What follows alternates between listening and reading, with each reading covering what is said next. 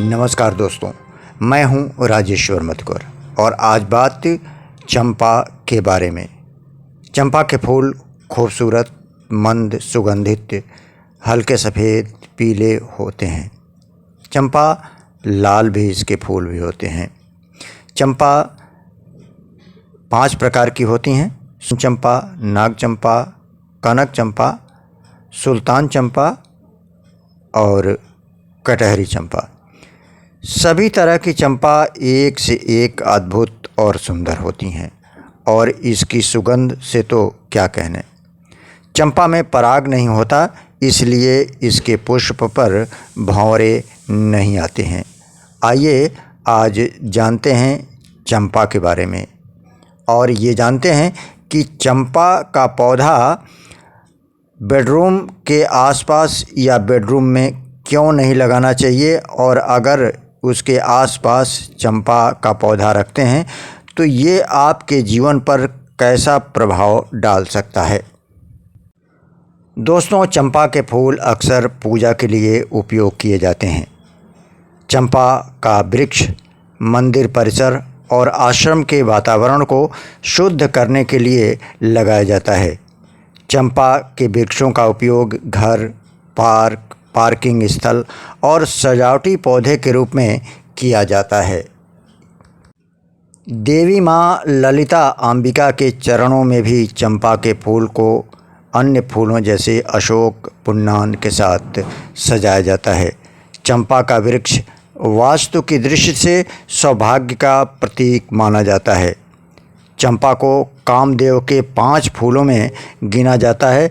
इसकी सुगंध से मन मोहक हो जाता है। चंपा के फूलों का औषधि उपयोग भी किया जाता है। हिंदू पौराणिक कथाओं में कहा गया है कि चंपा तुझ में 3 गुण, रंग, रूप और वास, अवगुण तुझ में एक ही, भंवर न आए पास। दोस्तों, चंपा के फूल के पास भंवरा नहीं आता। इसकी वजह है कि इसमें पराग नहीं होता है।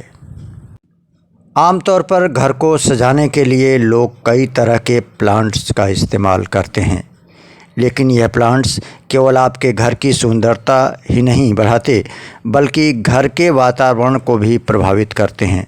मसलन ऐसे कई प्लांट्स होते हैं जिन्हें घर के लिए बेहद शुभ माना जाता है और अगर इन्हें घर में लगाया जाए तो इससे घर में सकारात्मकता का संचार होता है।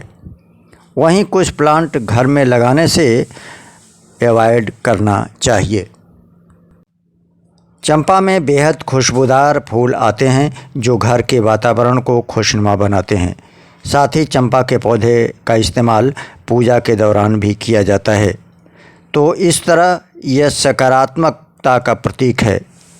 आइए अब जानते हैं कि इसे बेडरूम या बेडरूम के आसपास में क्यों नहीं लगाना चाहिए।